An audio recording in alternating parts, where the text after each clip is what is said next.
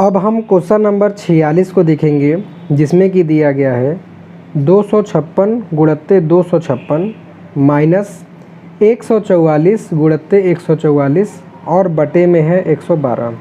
तो यहाँ पर हम देख रहे हैं कि 256 रिपीट हो रहा है, मतलब कि ये a गुणे a अगर हम इसको समझें और अगर इसको b समझें तो ये b गुणे b है। मतलब कि ये क्या हो जाएगा, a स्क्वायर अब फिर माइनस बी स्क्वायर बटे 112 के रूप का है। तो a square minus B square का एक सूत्र होता है जो कि हम जानते हैं कि होता है एक ब्रैकेट में a माइनस बी और दूसरे ब्रैकेट में a प्लस बी। तो इसको हम उसी रूप में खोल देंगे, मतलब कि एक ब्रैकेट में 256 माइनस 144 और दूसरे ब्रैकेट में 256 प्लस का 144 हो जाएगा और बटे में आएगा 112। तो देखिए जब घटाएंगे हम तो 6 में से 4 जाएगा बचेगा 2, 5 में से 4 जाएगा बचेगा 1 और 2 में से 1 जाएगा तो बचेगा 1। फिर गुणे में है 6 और 4 10 हासिल लगा 1, 5 4 9 1 10 हासिल लगा 1, 2 ये हासिल का 3 और एक ही हो गया 4 बटे में 112। 112 से 112 कट गया तो इसका आंसर हो जाएगा 400, मतलब कि ऑप्शन नंबर बी। तो 46वें का ऑप्शन नंबर बी सही है।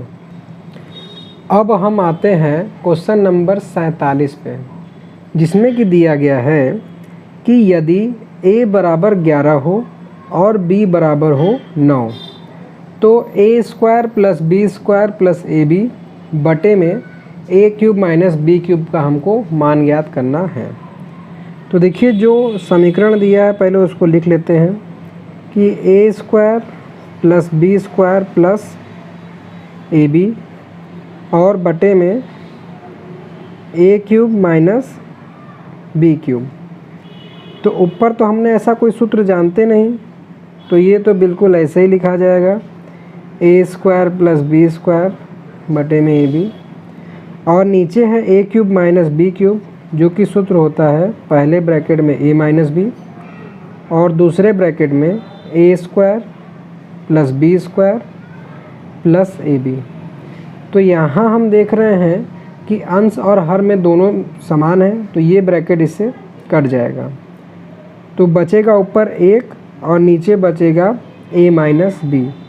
अब इसका हम मान रख देते हैं, a का मान है 11, b का मान है 9, तो ये हो जाएगा 1/2, मतलब कि ऑप्शन नंबर ए 47 का सही हो जाएगा।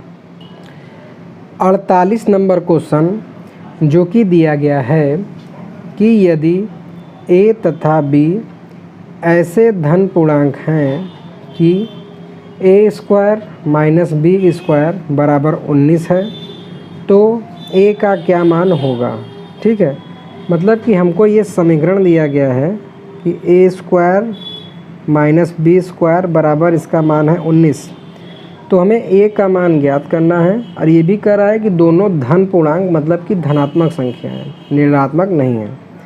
तो ये देखिए हम जानते हैं ये एक सूत्र के रूप में होता है। क्या होता है कि पहले ब्रैकेट में a प्लस बी और दूसरे ब्रैकेट में a माइनस बी, तो इसका मान हो जाएगा 19 के बराबर।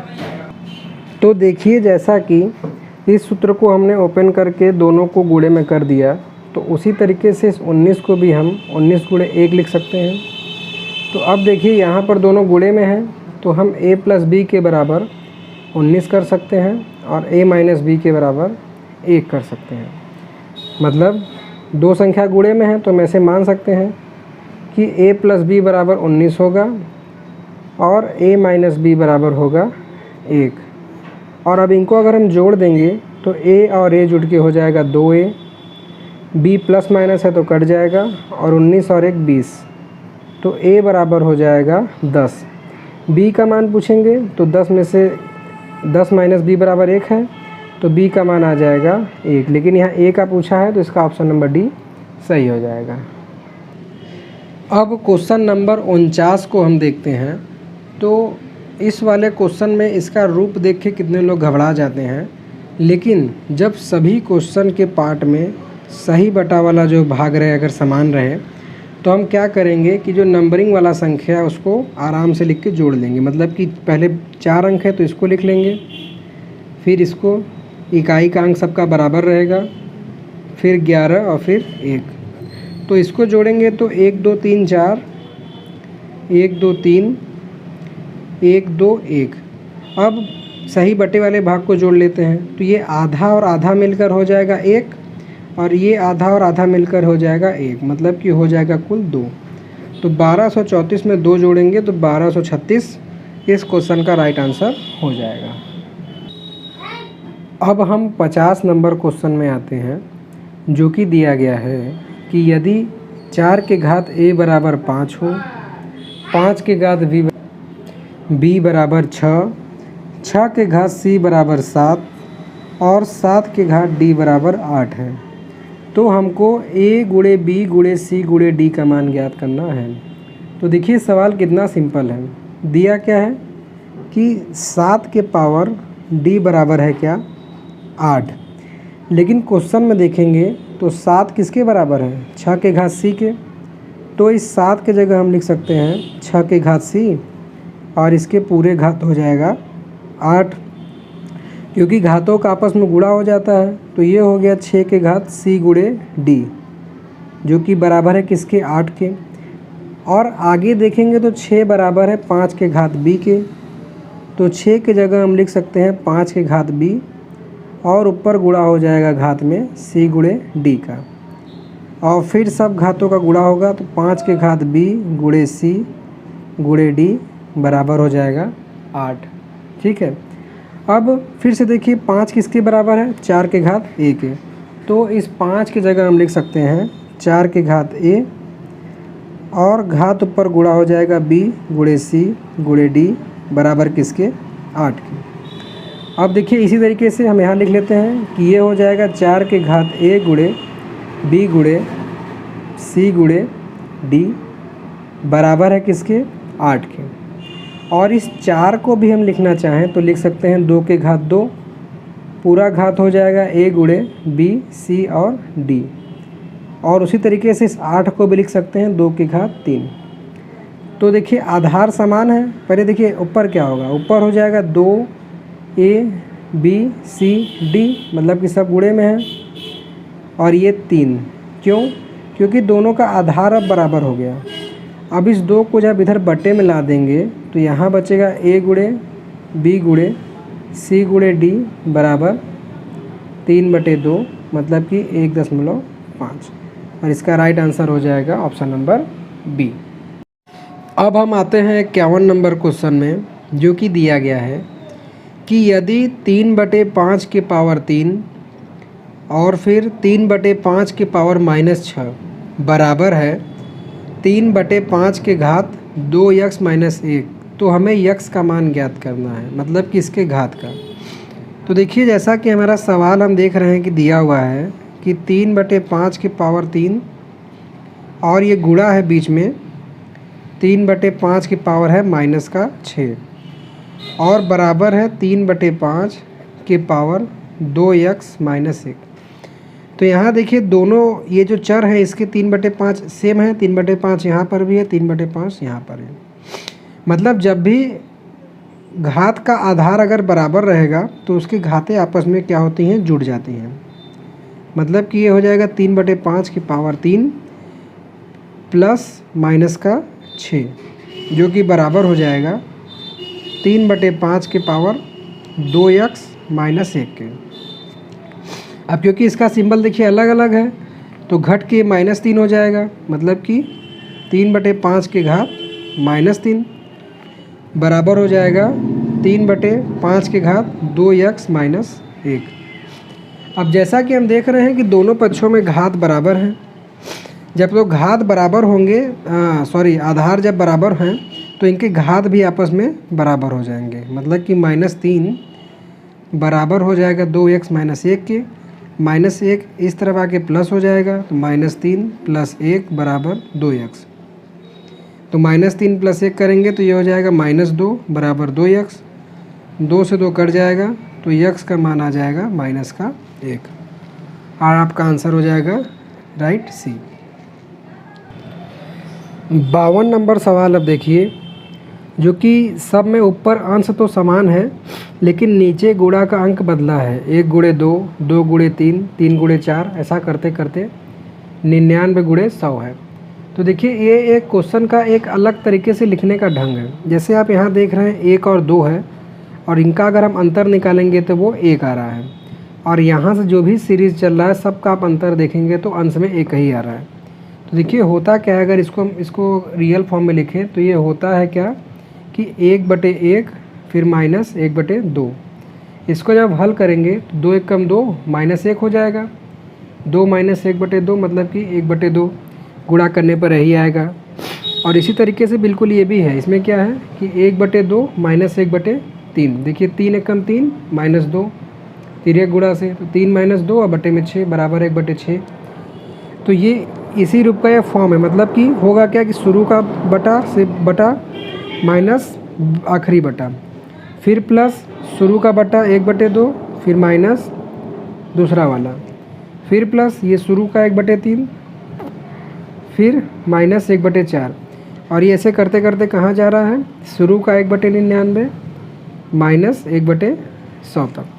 तो आप देखेंगे कि ये बीच के सारे पद आपस में देखते जाने कट रहे हैं, तो ये इससे कट जाएगा। तो बचेगा क्या, केवल शुरू का पद बटे 1/100। जिसको हम हल करेंगे तो ये हो जाएगा 100 - 1/99 बटे 100 बराबर हो जाएगा 99/100। मतलब कि ऑप्शन नंबर 20 का सही हो जाएगा। इसको आप इतना करने से अच्छा ट्रिक भी समझ लीजिए कि होता क्या है कि ब्रैकेट में आपको लिखना है केवल ये शुरू का पद मतलब कि 1 माइनस ये लास्ट का पद, जब अंतर कितना दिया हो सबका 1 हो, बस डायरेक्ट आप इसको हल कर देंगे, यही आ जाएगा। अब हम आते हैं 53वें नंबर क्वेश्चन में, जिसमें कि हम देख रहे हैं कि अलग अलग ब्रैकेट में सब सवाल दिया हुआ है कि 1 - 1/2 का स्क्वायर, उसी तरीके से बटे में 3 का स्क्वायर, फिर 1 - 1/4 का स्क्वायर। इस डैश डैश डैश का मतलब क्या हुआ कि इसी क्रम में देखिए 2 3 4 तो 5 6 ऐसे बढ़ते बढ़ते 19 आ गया, फिर 20 है। अब देखिए यहाँ समझने वाली बात क्या है कि ये हम 1 - 1/2 के स्क्वायर को इस रूप में भी लिख सकते हैं कि 1 का स्क्वायर माइनस 1/2 का स्क्वायर, है कि नहीं। 1 का स्क्वायर करेंगे तो 1 ही आएगा, और 1 वैसे ये भी है तो 1/2 का पूरा स्क्वायर कर दिए।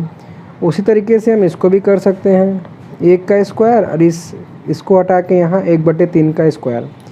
अब बात ये आती है ऐसा करना कि हमें फ़ायदा क्या है, तो आप देखेंगे कि ये a² - b² का फॉर्मूला बन गया। मतलब कि एक ब्रैकेट में होगा क्या कि 1 + 1/2 प्लस में, और दूसरे ब्रैकेट में यही चीज़ माइनस में हो जाएगा 1 - 1/2। ठीक है।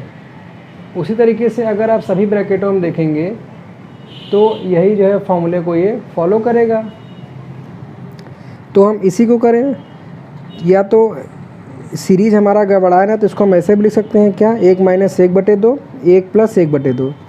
फिर उसी तरीके से यहाँ पर 1 - 1/3 और 1 + 1/3। यहाँ पर भी वही हो जाएगा 1 - 1/4 और 1 + 1/4। ये से चल रहा है, आगे दिखाने की कोई ज़रूरत नहीं है।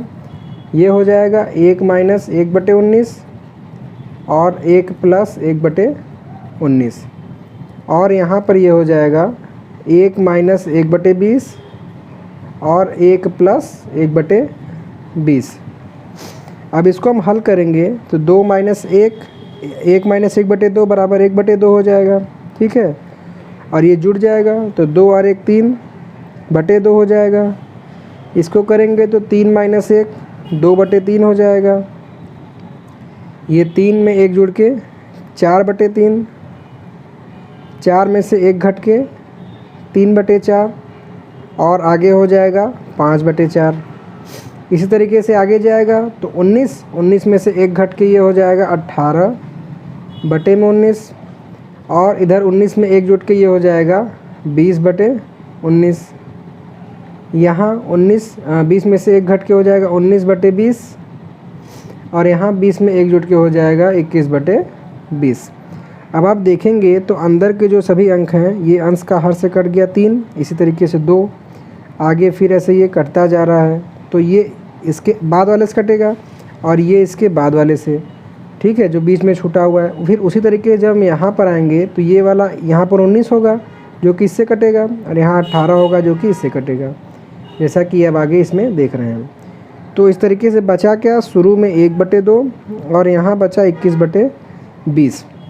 अब इसको हम सॉल्व आसानी से कैसे करें, इसको 21 लिख दें और ये 20 दूनी 40 हो जाएगा, तो इसको 4 × 10 लिख देते हैं। अब जब हम 4 से 21 में भाग देंगे तो 4 पंजे 20, दशमलव लगेगा, ये एक हासिल है, तो 4 दूनी 8 और फिर 4 पंजे 20, बटे में है 10, तो ऊपर एक दशमलव और बढ़ जाएगा, तो 0.525, मतलब कि ऑप्शन नंबर सी इसका सही हो जाएगा।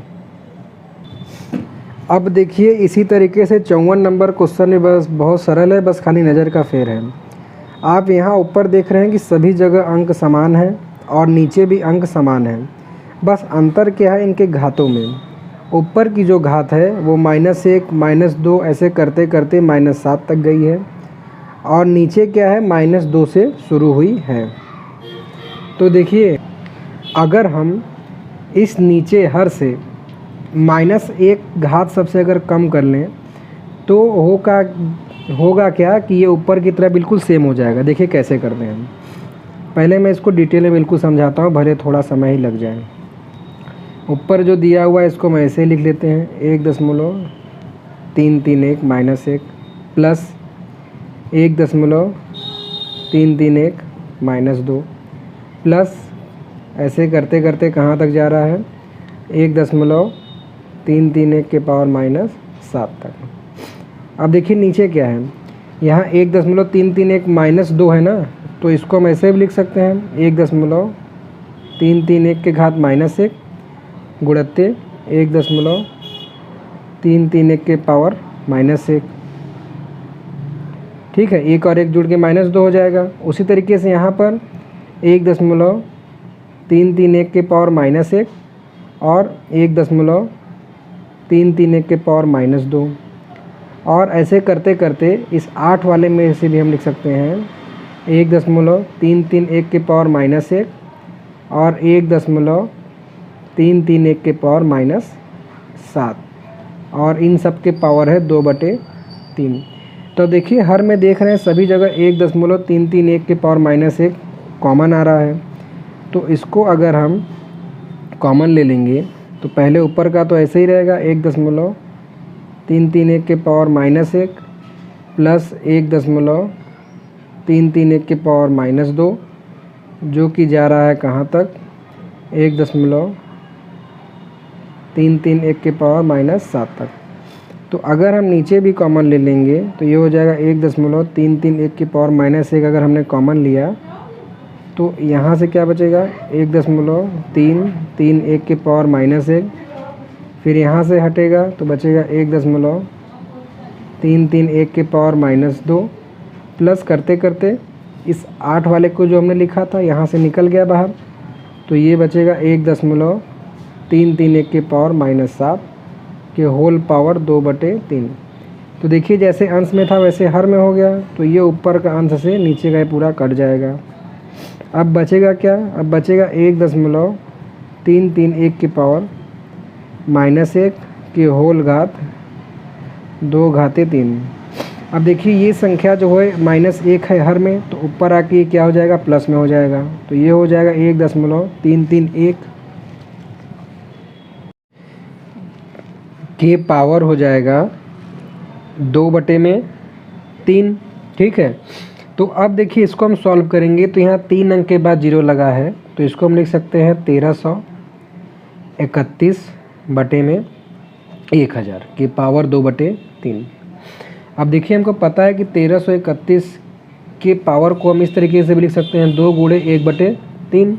तो पहले अगर हम इस 1/3 को सॉल्व करेंगे जो कि घनमूल है, तो 1331 घनमूल होता है किसका, 11 का, और वही चीज़ हर में करेंगे तो 1000 घनमूल होता है किसका, 10 का, की पावर 2 हो जाएगा।